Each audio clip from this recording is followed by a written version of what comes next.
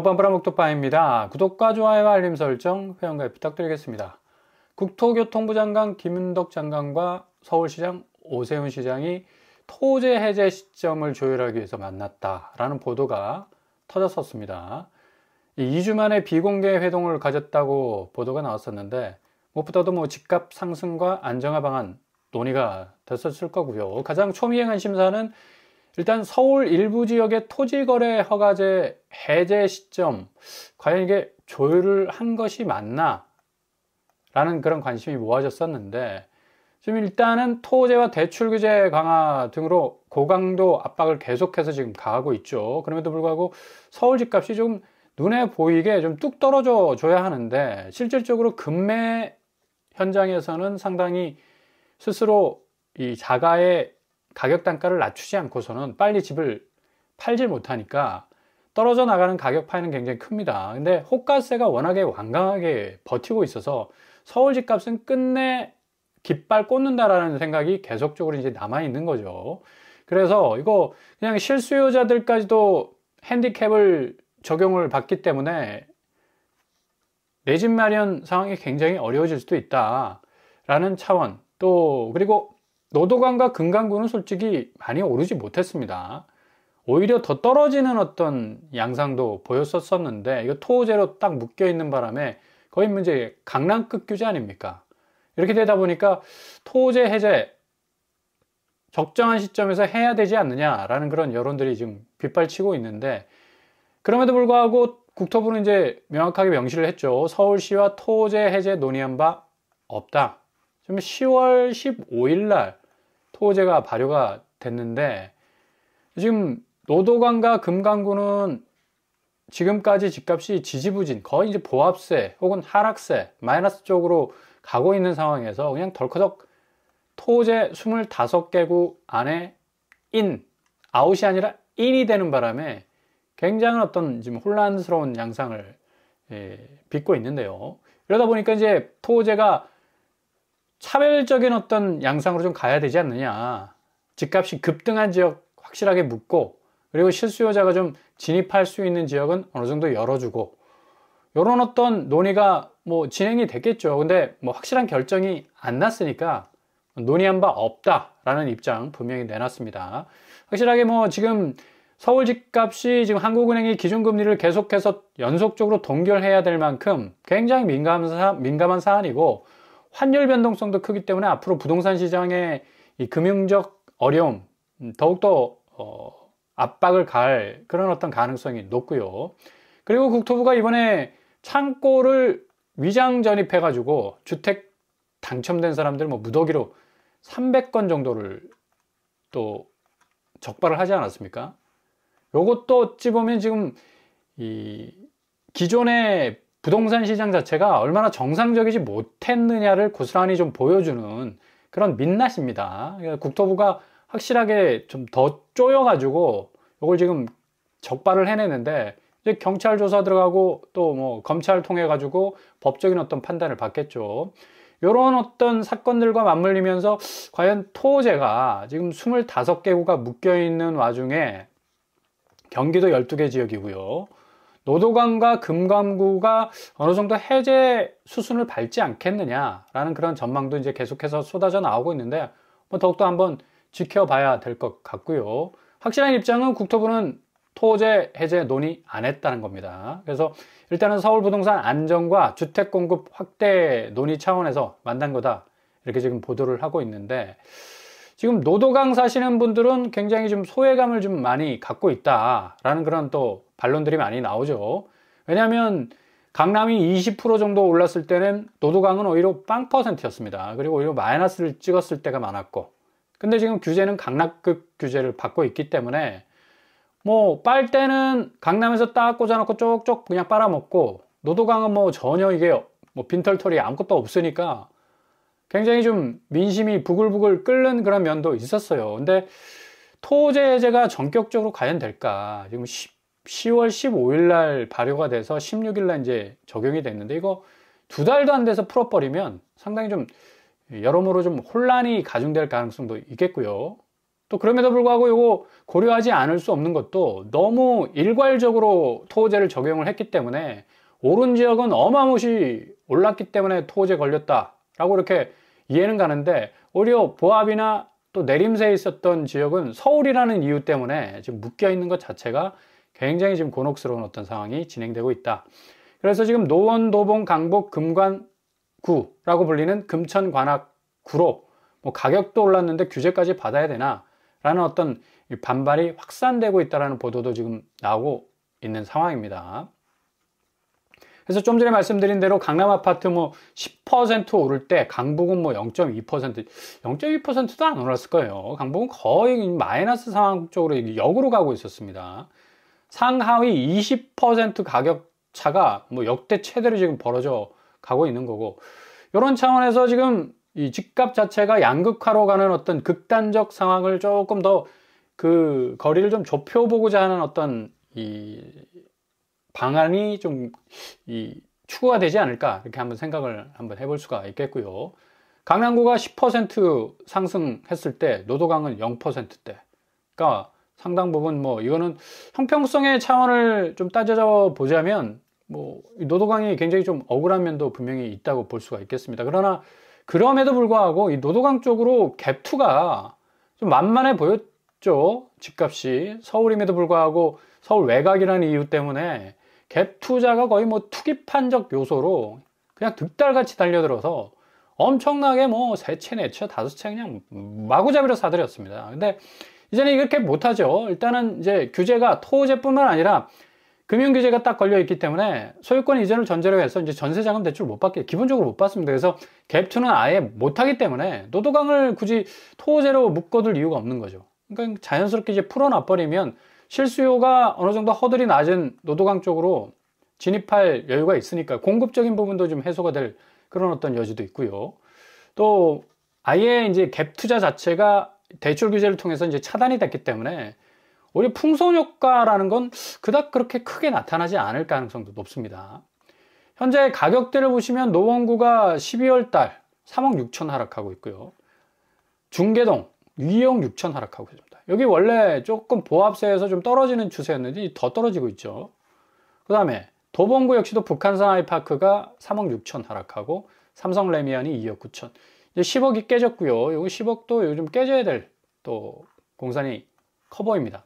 금천구 역시도 11월 24일 날 3억 2천 떨어졌는데 11억. 롯데캐슬 골드파크 역시도 2억 6천 떨어졌는데 11억. 여전히 좀 높다, 금천구는. 이게 10억대가 좀 깨져야죠.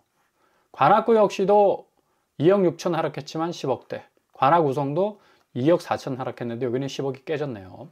그만큼 좀 만만해 보였다 하더라도 대부분 10억대가 넘는 그런 가격대를 지금 뭐 3억, 2억 떨어져도 유지를 하고 있기 때문에 토호제를 급하게 해결할 뭐 명분은 없다고 봅니다.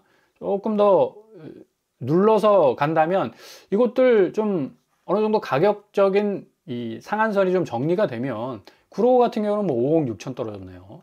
이 정도로 좀 변동성이 좀 커지게 되면 충분히 이제 고민을 해볼 수가 있는 거죠. 구로구 한양수자인 역시도 3억 8천 하락해서 10억대가 깨졌습니다. 그러니까 이 정도로 좀 가격대가 좀 나와줘야 되는데 이런 식으로 10억 이상 계속해서 가격대를 유지하면 또 토호제 확 풀어버리면 오히려 더 가격이 뛸 가능성도 높다는 얘기입니다. 그러니까 아주 신중한 어떤 스탠스를 가지고 국토부가 접근할 가능성이 높겠고, 계속해서 말씀드리지만 토호제 해제돼도 서울은 일단 규제지역입니다. 규제지역이기 때문에 대출 한도가 이렇게 딱 묶여 있어요. 그래서 갭 투자는 이제 전혀 못 하고요. 그 다음에 수도권 규제지역 주담대 스트레스 DSR 지금 적용이 되고 있고 3% 정점이 지금 거의 와 있다고 볼 수가 있겠죠. 그만큼 지금 금리 압박감이 심하기 때문에 이전처럼 그냥 영끌 해가지고 노도강 금강구는 영끌해서 사기가 좀 그렇잖아, 사람들이. 인식 자체가.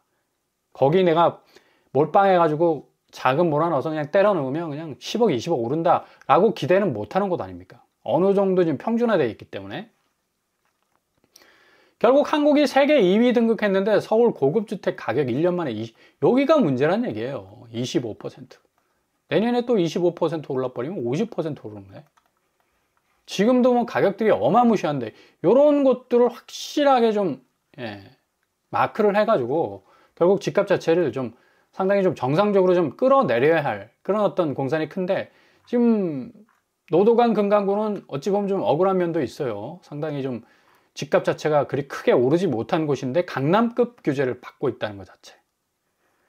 영국 부동산 컨설팅 업체 나이프 프랭크가 서울의 고급 주택 가격이 전년 대비 25.2% 상승했다고 보도를 하고 있는데, 역시 뭐 신현대 115억, 아이파크 삼성 98억, 현대 1, 2차 94억, 뭐 이런 식으로 계속해서 고가의 아파트들이 뭐 올라치기를 하니까 서울의 고급 주택 가격이 지금 2등, 세계 2등입니다. 2등. 그러니까 그만큼 이게 자기 자본으로 샀다기보다는 영끌에 의존해서 부채를 떠안고 여기에 돌진한 사람들이 많죠. 시세 차익이 유일한 나의 인생의 비상구가 될 수 있다 라는 그런 어떤 마음가짐을 가지고 그냥 뭐 간이 배 밖으로 나온 것도 아니고 그렇게 어마무시하게 몰빵을 해가지고 결국 성공을 했어. 다 올랐어 이렇게. 그죠? 그러면 이 양반들이 이제 스탑이 안 되는 거라. 그러니까 그동안 그렇게 해왔던 방법들이 다 먹혔기 때문에. 근데 최근에 이런 어떤 이 가격대가 다 자전거래, 그리고 짜고 치는 고스톱 수준으로 가격을 띄우기 위한 또 거래가로 발각이 되면서 상당히 지금 문제가 되고 있죠. 이런 아파트를 예를 들어서 말씀드린 건 아닙니다. 그러니까 전체적으로 볼 때 샘플적인 어떤 이 표본이 될 수 있는 그런 어떤 적발된 케이스들을 보면 외국인 위주로 가격 견인하기 위해서 일부러 짜고 치는 고스톱으로 집값 올려치기 하고, 이런 식으로 고가의 아파트들 일부러 사가지고 가격 더 띄워가지고 들어오는 사람 설거지 당하게 만들고, 뭐 이런 식으로 굉장히 부정적인 어떤 시장에 영향을 줬기 때문에 이런 어떤 이 악영향도 충분히 있었다는 얘기죠. 어쨌거나 지금 많은 매수자들은 지금 고금리 때문에 집을 사고 싶어도 일단은 관망해야 될 그런 시점에 와 있다는 걸 다 뼈저리게 느끼고 있습니다. 지금 환율이 1470원대에서 1460원대에서 때로 이제 움직이질 않고 있죠. 이게 지금 미국의 단기 국채, 그러니까 미국도 4경 8천조나 되는 부채를 갖기 위해서 장기로 가면 안 되니까 단기 국채를 막 찍어냅니다. 그렇게 되다 보니까 달러 급전이 필요하지 않습니까? 그러니까 달러 수요가 많아지니까 이런 식으로 지금 계속해서 달러가 강세로 갈 수밖에 없다. 달러가 계속해서 강하게 찍어 누르면 결국 주택담보대출 금리까지도 계속적으로 올라갈 수밖에 없고요. 최저금리가 4.2, 4.1, 4.132, 4.13, 3.83. 농협이 조금 낮네. 근데 농협은 상당히 좀 높아요. 6%가 지금 넘어가는 그런 주담대 금리를 이루고 있습니다.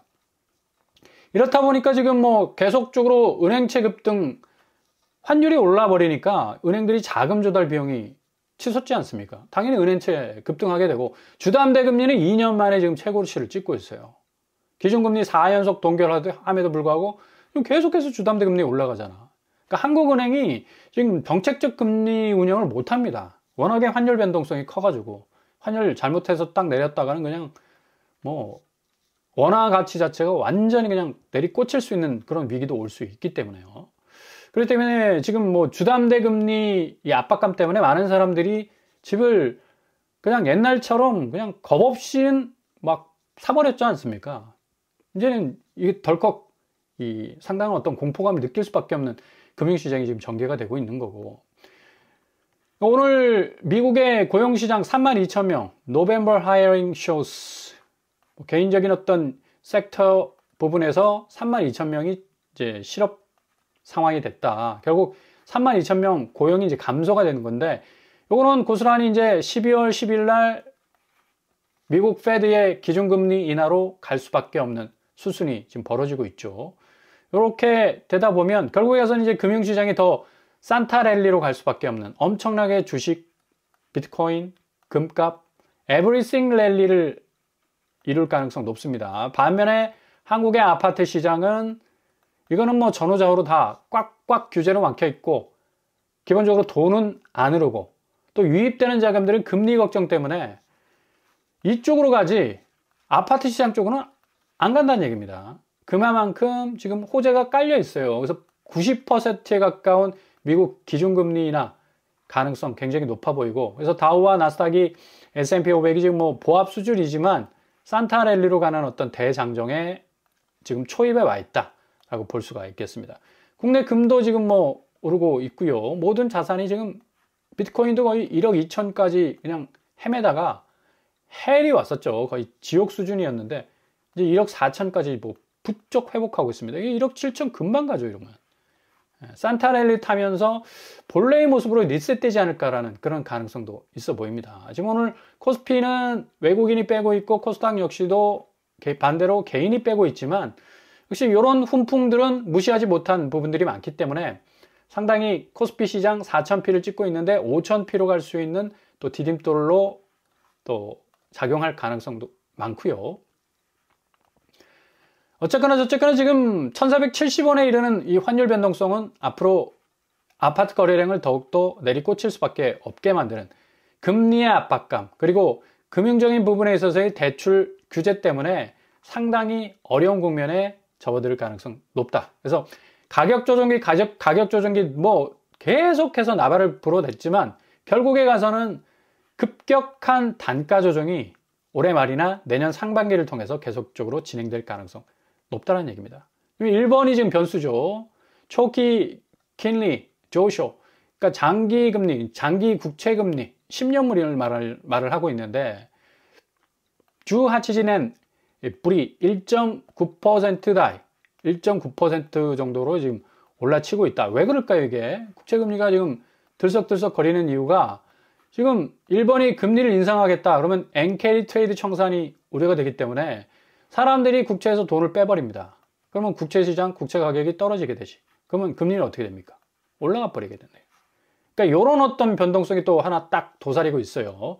악마의 발톱을 딱 숨기고 있는 것과 마찬가지라고 할 수가 있겠는데, 그러니까 엔캐리 트레이드 청산이 일어나면 기존에 일본의 낮은 금리로 엔화를 빌려가지고 고금리 국가의 자산에 투자하는, 미국에 투자를 많이 했었죠. 이걸 엔캐리 트레이드라고 하는데, 이런 해외 자금이 이제 일본으로 돌아갑니다. 그러면 시장 변동성, 자금이 훅 빠져버리니까 시장이 흔들릴 수밖에 없죠. 그러면 고가 부동산 시장 타격 받죠. 왜? 외국인들이 주로 투자했어. 그리고 현금 박치겠던 사람들이 투자했어. 근데 현금 다 걷어들입니다. 일본의 어떤 입김도 굉장히 크기 때문에 자금을 일단 다 빼버린다는 얘기죠. 중저가 부동산 시장 역시도 엔캐리 트레이드는 거의 뭐 이제 직격탄입니다. 주담대 금리 부분에 있어서 상승하게 되고 구매 심리 위축될 수가 있죠. 그러니까 전후장으로 볼 때 부동산 시장은 호재가 하나도 없습니다. 단 하나도 발견할 수 없습니다. 그래서 국토부 장관과 오세훈 시장이 만난 것 같은데요. 좀 잘 지켜보셔야 될 것 같습니다. 아파트 실거래가 지수 2022년처럼 급격하게 서울 수도권 전국이 확실한 가격 조정기를 그 어느 때보다 겪을 가능성, 지금 이 시점에서는 가장 높은 가능성으로 점쳐둘 수가 있습니다. 잘 지켜보시면서 기회를 노리실 수 있길 바랍니다.